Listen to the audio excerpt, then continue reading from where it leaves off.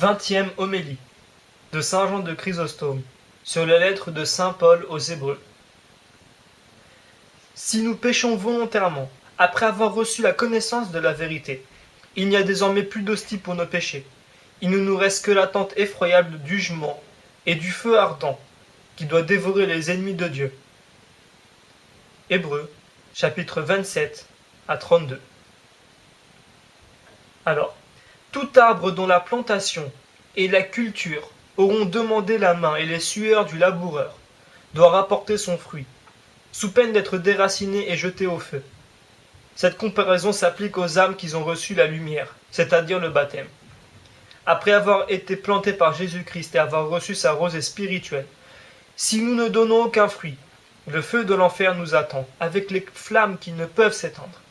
Et c'est pourquoi, non content de nous exhorter à pratiquer la charité et à produire les fruits des bonnes œuvres par les motifs les plus saints et les plus doux, tels que notre entrée assurée dans le ciel et la voie nouvelle que Jésus-Christ nous y a ouverte.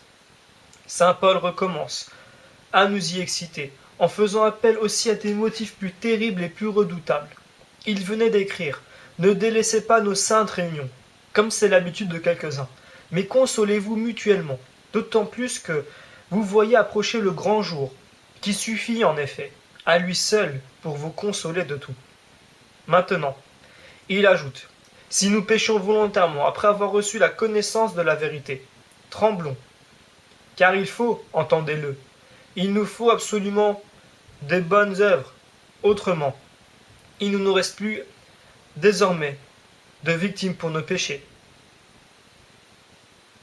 Comprenez donc, vous voilà purifiés, délivrés de vos crimes, montés au rang de fils.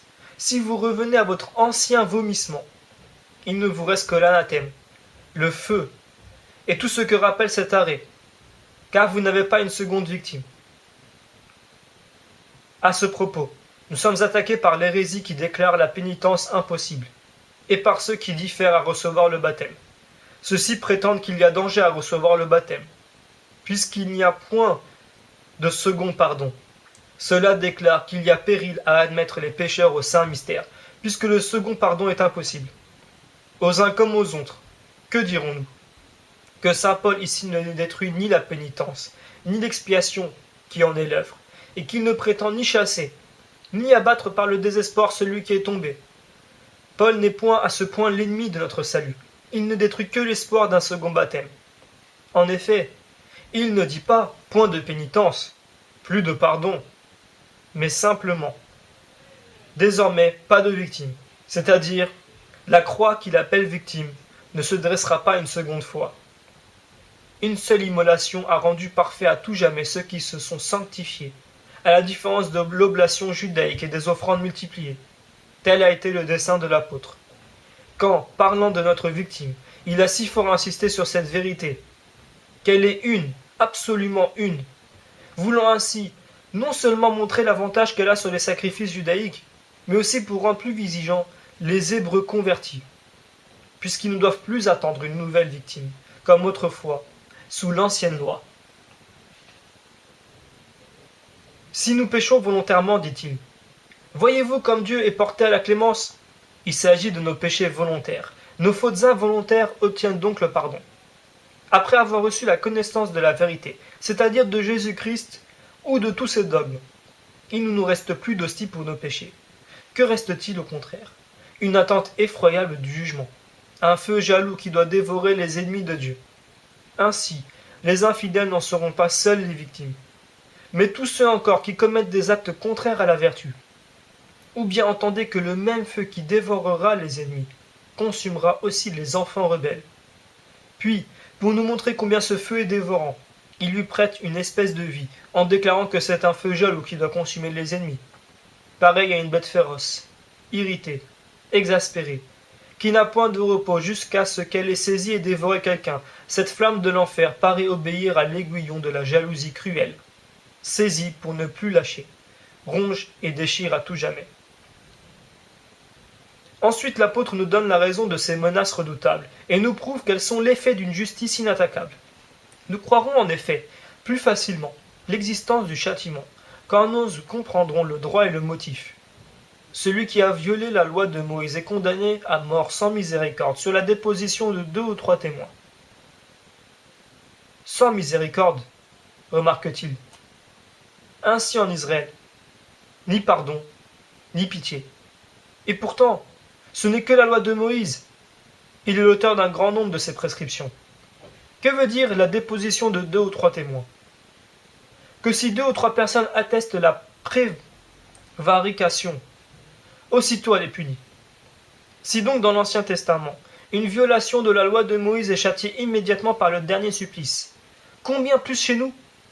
Aussi conclut-il, combien donc croyez-vous que méritera de plus grands supplices celui qui aura foulé aux pieds le Fils de Dieu, qui aura tenu pour chose vile et profane le sang de l'alliance, et qui aura fait outrage à l'esprit de la grâce? Comment? Mais comment un homme foule-t-il aux pieds le Fils de Dieu? C'est quand, admis à participer à ces mystères, il commet, nous dit l'apôtre, un péché grave. Alors, n'est-il pas vrai qu'il le foule aux pieds? N'est-il pas vrai qu'il le méprise? Nous foulons aux pieds ainsi ce dont nous ne faisons aucun cas. Ainsi les pécheurs ne tiennent aucun cas de Jésus-Christ, et c'est là le caractère du péché. Quoi? Vous êtes devenu le corps de Jésus-Christ, et vous le jetez sous les pieds du démon? Il a tenu pour vil et profane le sang de l'alliance. Qu'est-ce qu'une chose vile et profane? C'est une chose impure, ou qui n'a rien de plus que la plus vile matière. Il fait outrage à l'esprit. De grâce, car ne pas accepter un bienfait, c'est faire outrage au bienfaiteur. Il t'a fait son enfant. Tu veux devenir un esclave? Il est venu, il a fait en toi son séjour, et tu laisses entrer en ton cœur de coupables pensées? Jésus-Christ a voulu, chez toi, faire sa demeure, avoir une place, et tu le foules aux pieds par le libertinage et l'ivrognerie. Écoutons, écoutons-nous qui participons indignement au saint mystère, nous qui indignement approchons de la table sainte. Gardez-vous de donner les choses saintes aux chiens, dit le Seigneur, de peur qu'ils ne les foulent aux pieds.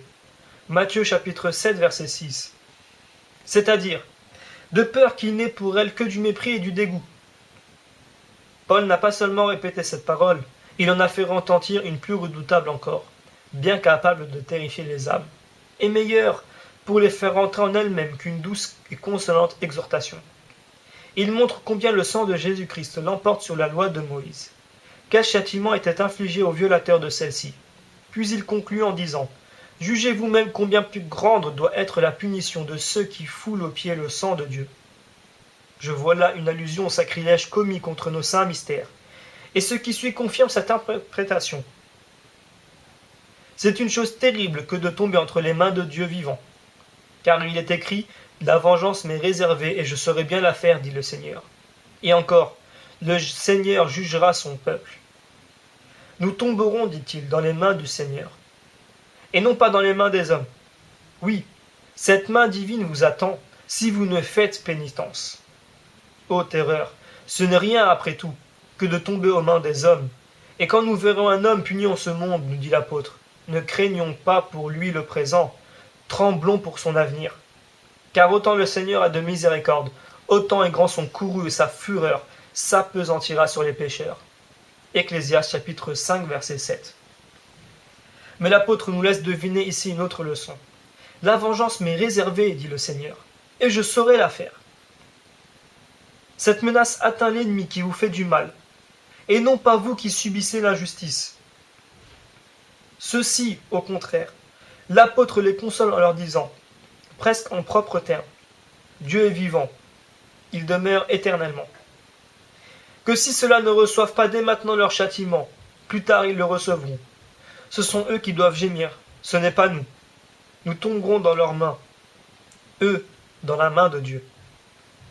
Ce n'est donc pas la victime qui est à plaindre, c'est l'oppresseur. Comme ce n'est pas l'obligé en définitive, mais le bienfaiteur qui reçoit le bienfait. Instruits de ces vérités consolantes, sachons être faciles à supporter le mal et l'injustice autant que promptes à faire du bien aux autres. Nous arriverons à cette disposition si nous méprisons l'argent et la gloire. L'homme qui se dépouillera de ces deux passions sera, plus que personne, libre et grand, plus riche même que celui qui revêt le pourpre. Ne voyez-vous pas que de mal fait commettre la passion de l'or? Je ne parle pas des maux qu'engendrent l'avarice et la cupidité, mais de ceux qui naissent du seul amour de l'argent même bien acquis. Qu'un homme, par exemple, soit ruiné, il mène désormais une vie plus pénible que tout genre de mort. Ô homme, pourquoi ces gémissements? Pourquoi tant de larmes?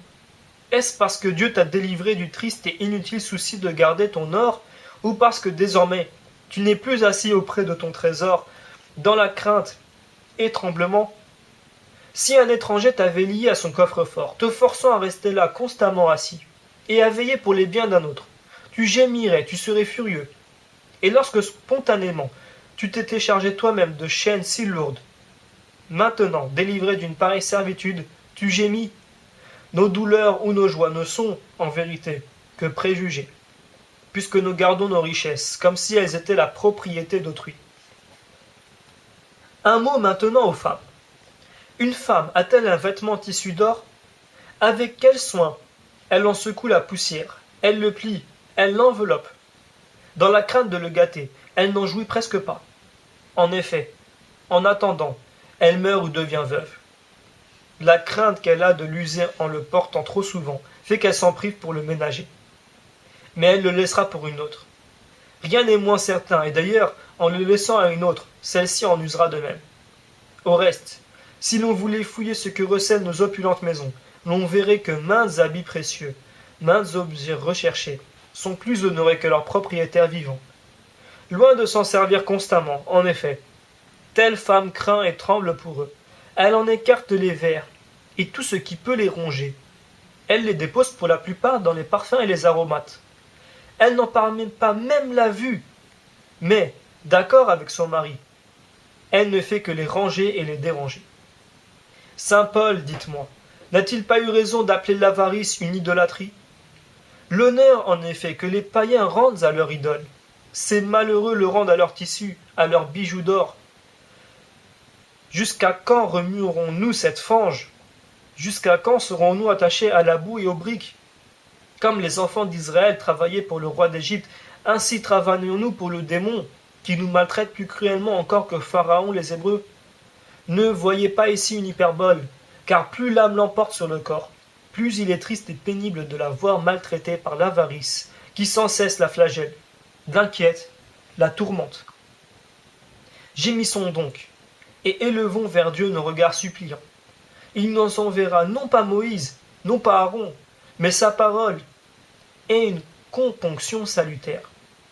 Dès que cette parole sera venue et aura pénétré nos cœurs, elle nous délivrera d'une cruelle servitude et nous fera sortir de cette autre Égypte, de cette passion inutile et vainement laborieuse, de cet esclavage sans profit. Au moins, les Israélites, sortant d'exil, reçurent de l'or, juste salaire de leurs travaux. Mais nous autres, nous sortirons les mains vides, et encore serions-nous heureux si nous n'emportons rien. Mais nous emportons avec nous, non les vases d'or, d'argent d'Égypte, mais ces maux, ces péchés, et les supplices dont Dieu les punit. Apprenons donc à recueillir un vrai profit. Apprenons à bien souffrir une injustice. C'est le caractère du chrétien. Méprisons les vêtements d'or, méprisons les richesses, de peur de mépriser notre salut. Méprisons l'argent, oui, et non point notre âme. À elle en effet le châtiment, à elle le supplice un jour. Ses prétendus biens restent sur la terre. Notre âme s'en ira ailleurs. Pourquoi, dites-moi, vous déchirez vous-même et ne pas le sentir? Je parle ici à ces avares qui sont travaillés du désir de posséder toujours davantage. Mais il est bon de le dire aussi à ceux que les avares exploitent et volent. Supportez, chères victimes, les dommages que les avares vous font subir. Ils se suicident et ne sauraient vous tuer. Ils vous privent de votre argent, mais ils se privent eux-mêmes de l'amour et du secours de Dieu. Or, dépouillés de cette grâce, posséda-t-on les richesses du monde entier?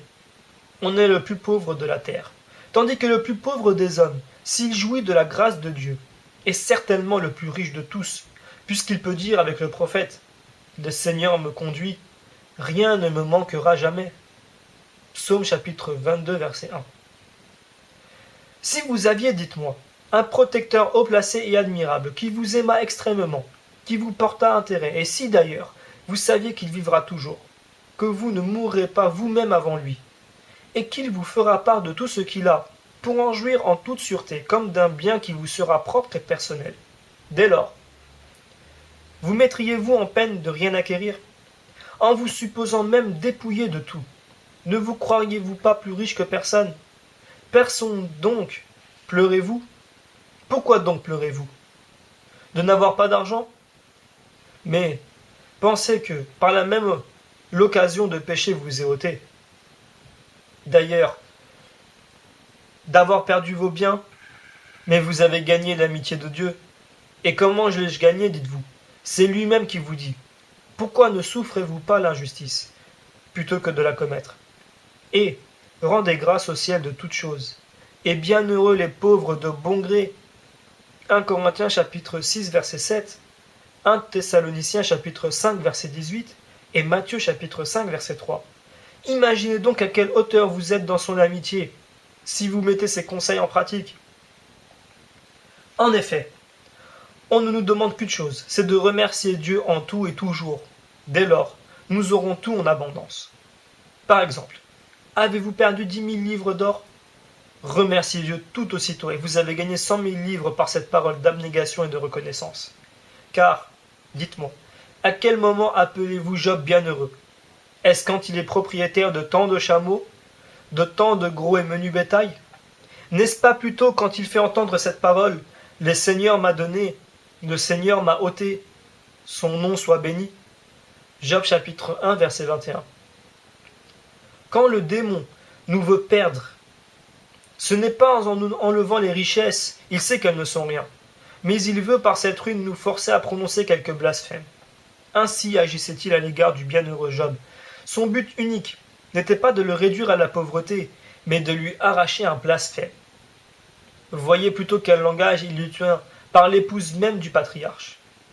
Dès que celui-ci est dépouillé de tout, prononcez, lui dit-elle, une parole contre Dieu, et puis mourrez.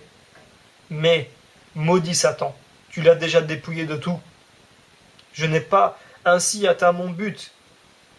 J'ai tout fait pour arriver et je n'ai pas pu parvenir à le priver aussi du secours de Dieu. Voilà ce que je veux. Ce que j'ai fait d'ailleurs n'est rien. Si je n'atteins pas mon but ultérieur, non seulement Job n'aura subi aucun mal, mais son épreuve lui aura servi.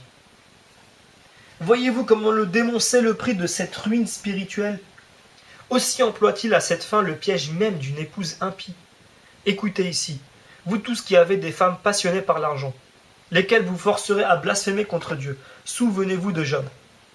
Mais plutôt voyons, s'il vous plaît, la grande douceur avec laquelle il lui ferme la bouche. Pourquoi, lui dit-il, avez-vous parlé comme une femme insensée? Job chapitre 2 verset 10. En effet, les mauvais discours corrompent les bonnes mœurs.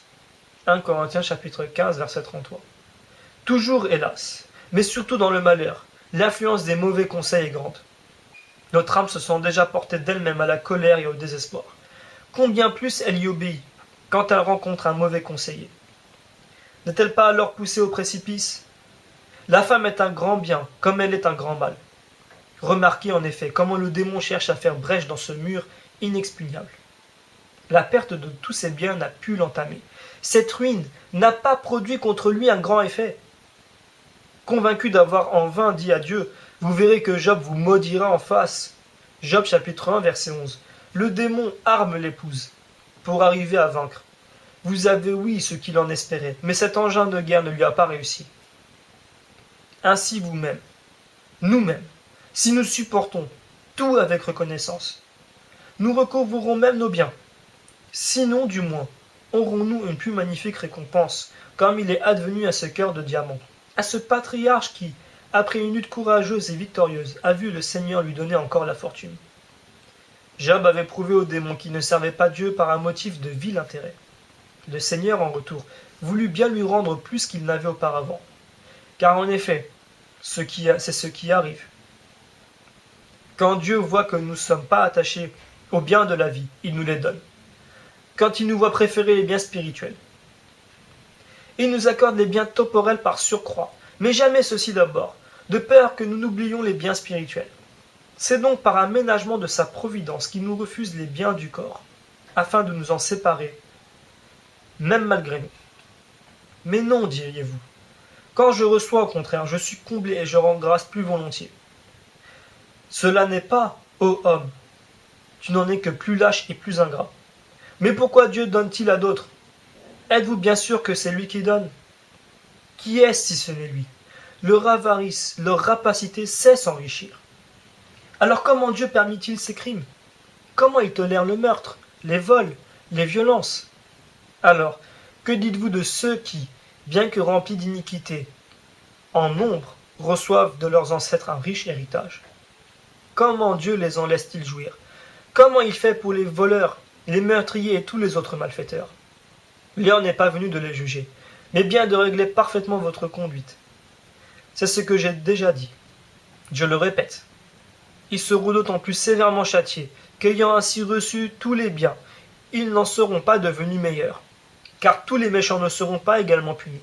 Ceux qui, couverts de bienfaits de Dieu, demeurent mauvais, seront plus durement châtiés. Mais il n'en sera pas ainsi des hommes qui auront vaincu dans la pauvreté, et qui auront vécu dedans. Pour nous convaincre de cette divine justice, écoutez ce que Dieu dit à David. Ne vous ai-je pas donné tous les biens du roi votre maître? 2 Rois chapitre 12 verset 8.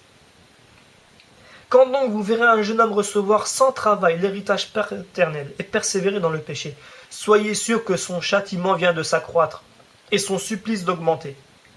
Ne portons pas envie à de tels misérables, mais rivalisons avec ceux qui savent hériter de la vertu et acquérir les biens de la grâce. Car, malheur, dit l'Écriture, à ceux qui se confient dans leur richesse, et bienheureux ceux qui craignent le Seigneur. De quel côté vous rangez-vous? Dites-le moi. Du côté de ceux qu'elle programme bienheureux, sans doute? Soyez donc saintement jaloux de ceux-ci, et non point des autres, afin d'acquérir comme les premiers les biens promis.